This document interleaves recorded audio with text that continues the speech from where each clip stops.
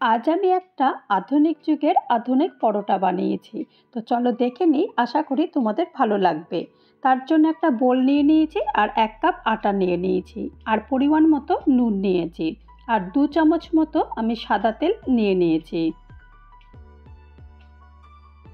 আর একটুখানি জোয়ান একটুখানি হাতে একটু এরকম ক্রাশ করে দিচ্ছি, তাহলে জোয়ানটা দিলে তাহলে খাবারেও হজম হয়ে যায়।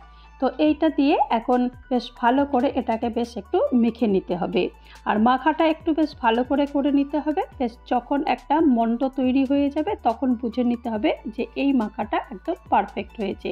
তো ততক্ষণ পর্যন্ত ঠিক এইরকমভাবে একটু ভালো করে একটু বেশ মেখে নেব।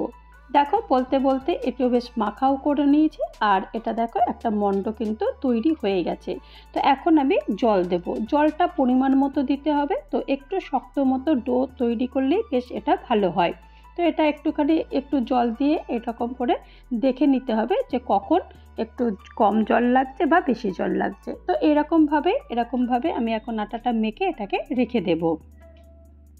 আর এখন গ্যাসে কড়াই বসিয়ে দিয়েছি আর একটু 2 চামচ মতো আমি তেল গরম করতে দিয়ে দিয়েছি আর এখানে আমি 2টো পেঁয়াজ একদম মিহি করে কুচি কুচি করে একদম কেটে নিয়েছি, যতটা কুচি করা যায় ঠিক ততটাই। আর পরিমাণ মতো আমি নুন দিয়ে দিয়েছি আর এখন পেঁয়াজটা একটু নরম হোক, যতক্ষণ পর্যন্ত নরম না হচ্ছে ততক্ষণ পর্যন্ত এরকম একটু হালকা একটু নাড়াচাড়া করে নেব।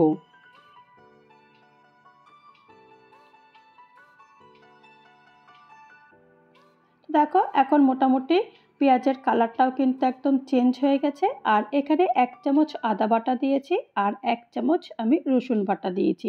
আর আদা আর রসুনের একটু কাঁচা গন্ধটা না যাওয়া পর্যন্ত আর একটু বেশ ভালো করে একটু নেড়ে চেড়ে দিচ্ছি। এখন আমি 1 চামচ জিরের গুঁড়ো দিয়েছি, 1 চামচ ধনের গুঁড়ো দিয়েছি, 1 চামচ লাল লঙ্কার গুঁড়ো দিয়েছি আর একটু ওপর থেকে একটু গোলমরিচের গুঁড়ো ছড়িয়ে দিয়েছি আর 1 চামচ মতো আমি গরম মশলার গুঁড়ো দিয়েছি আর ওপর থেকে সামান্য একটু চিনি দিয়ে দিয়েছি। তো এখন সব কিছু দিয়ে বেশ ভালো করে এটাকে মশলাটাকে কষিয়ে নেব।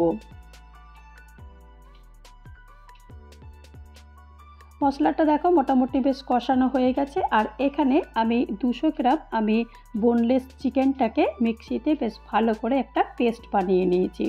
তো সেই পেস্টটাই এখন দিয়ে দেব। তো এটা একটু বেশ ভালো করে একটু দিয়ে দিতে হবে, ভালো করে এরকম ছড়িয়ে ছড়িয়ে দিতে হবে, তা না হলে এই চিকেন পেস্টটা বেশ ভালো মধ্যে এরকম মশলাটা বেশ ভালো ঢুকবে না। তো এরকমভাবে বেশ 5 থেকে 10 মিনিট এটাকে রান্না করে নেব। দেখো অনেকটাই বেশ চিকেনগুলো খুলে খুলে যাচ্ছে, এটা রান্না করতে করতে অনেকটাই পুরো একদম ঝরঝরে হয়ে যাবে। এখন আমি 1 টেবিল চামচ আমি টমেটো সস দিয়ে দিয়েছি আর 1 চামচ আমি কর্নফ্লাওয়ার দিয়ে দিয়েছি। এখন এগুলো বেশ ভালো করে চিকেন কিমার সঙ্গে বেশ ভালো করে এটাকে মিশিয়ে দেবো। তো এই রকমভাবেও কিন্তু চিকেন কিমা তোমরা রান্না করে তোমরা তোমাদের বাচ্চাদের টিফিনেও দিতে পারো অথবা যে কোনো রুটি পরোটার সঙ্গেও কিন্তু এইভাবেও খেয়ে নিতে পারো, এটাও কিন্তু খুবই ভালো লাগে। তো দেখো এটা হয়ে গেছে আর এখন এটাকে সাইডে রেখে দেবো, মোটামুটি এটা ঠান্ডা খানিকটা হয়ে যাবে। আর এখন আমি যে আটাটা মেখে রেখেছিলাম সেই মাখাটা আরেকটু মেখে নেব। বেশ একটুখানি মেখে নিলে তাহলে মাখাটা কিন্তু আরেকটু বেশ ভালো হয়ে যায়। তো এরকম করে মেখে তারপরে এটা থেকে আমি লেচি কেটে নেব। লেচিগুলো একটু বড় সাইজের কাটবো, যেমন মোটামুটি পরোটা লেচি কাটে ঠিক সেই রকমই লেচি কেটে নেব। তো এখান থেকে আমি মোট 3টে লেচি কেটেছি, 3টে কাটলে মোটামুটি ঠিক সাইজের হয়ে যাবে। তো এখন লেচিগুলো কেটে নিয়েছি আর এখন লেচিগুলো থেকে যেরকম রুটি বেলে বা পরোটা বেলে ঠিক সেই রকমভাবে আমি এটাকে বেলে নিচ্ছি।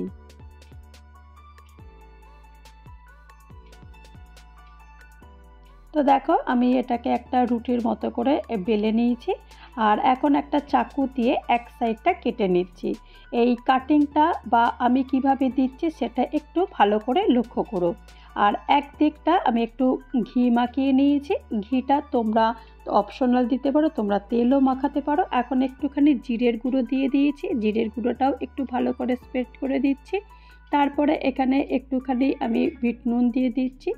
তারপরে বিট নুন দেওয়ার পর তারপরে একটুখানি আমি এখানে জোয়ান দিয়ে দিচ্ছি। জোয়ানটা দিলে তাহলে বেশ খাবারটা হজমও হয়ে যাবে বেশ ভালো। তো সেই কারণে একটুখানি জোয়ান দিয়ে দিয়েছি আর একটুখানি আমি চাট মশলা দিয়ে দিয়েছি।